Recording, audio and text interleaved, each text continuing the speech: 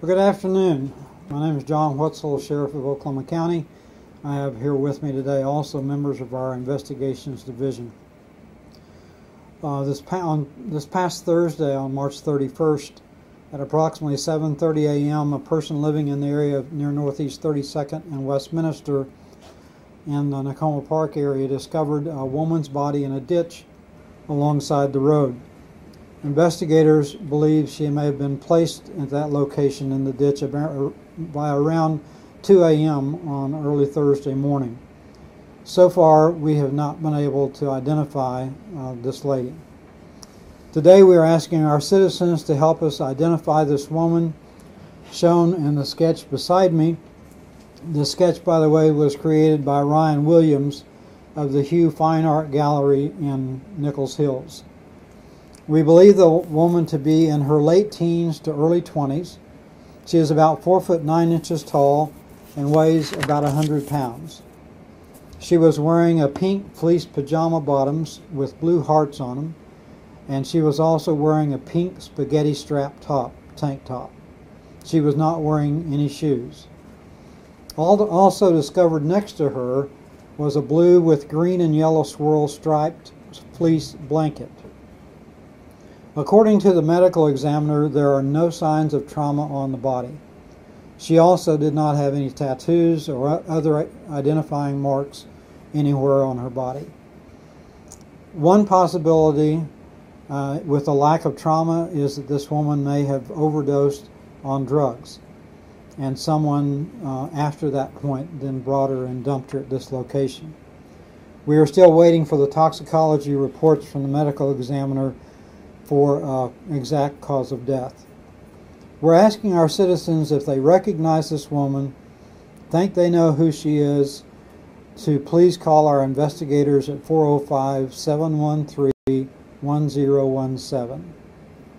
This woman is someone's daughter, a sister, or maybe a mother herself. She needs to be identified. If you have information as to who she is or who she might be, please again call us at 713-1017. We also want to say a special thanks to Ryan Williams for his work and help in this investigation. Any questions? Sheriff Whetsel, do you believe, because you haven't heard from anybody on this woman yet, that she may be from out of state? You know, at this point in time, we're kind of open to anything. We were hopeful that we had a potential identity from a missing person report that was out there. However, that turned not to be the case. We're concerned that maybe she's still from around this area, but because whoever she was with last maybe found her overdose or were doing drugs with her, but they are not going to call and report it because they may be the person involved in dumping the body.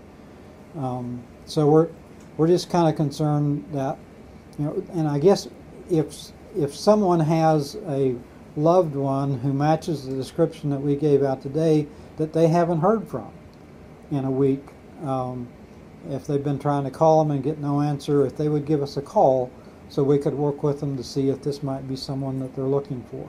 But at this point in time, we haven't been able to identify this woman or match this woman with any type of missing person report. Is there any concern that there may have been any human trafficking involved with this as well?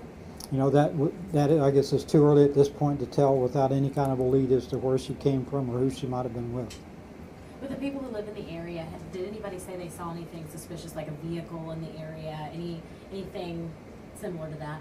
Our investigators have been out there talking to all of the neighbors in the area to see if they have. At this point in time, we don't have any information on potential vehicles or anything else. And like I said, we believe that she was probably dumped sometime as early as 2 a.m., which would be in total darkness.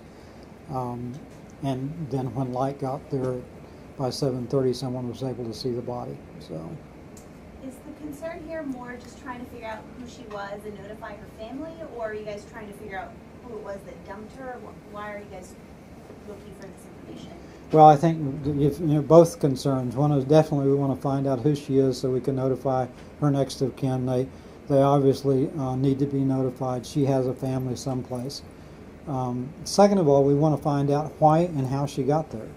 You know, the best guess at this point in time is that someone took her to that location specifically and dumped her body at that location. So, and that in itself is an issue, is a criminal issue.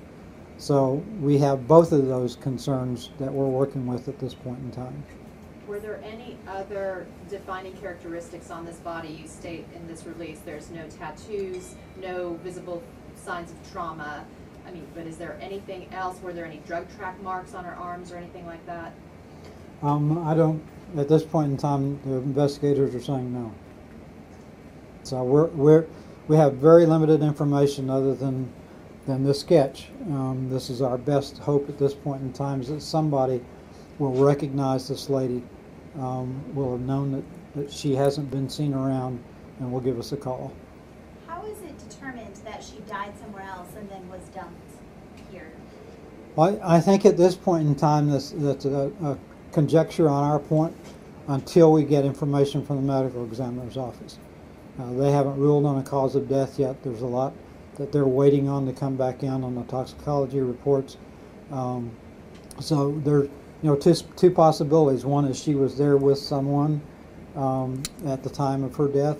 Second possibility is that someone brought her to that location and dumped her into the ditch. So we're still working with either one of those possibilities. We haven't ruled out either one. We're certainly looking at the one that looks more viable at this point in time. So it could be something like drug overdose, or it could be a homicide?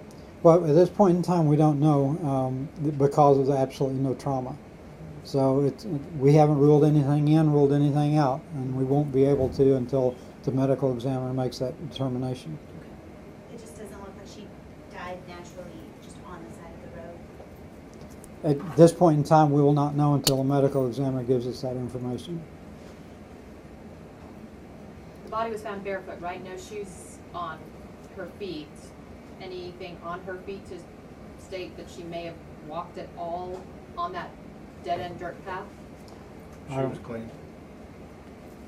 So the answer there would be no. So And no jewelry on, no earrings, necklaces? nothing. Rings. No, the body was clean.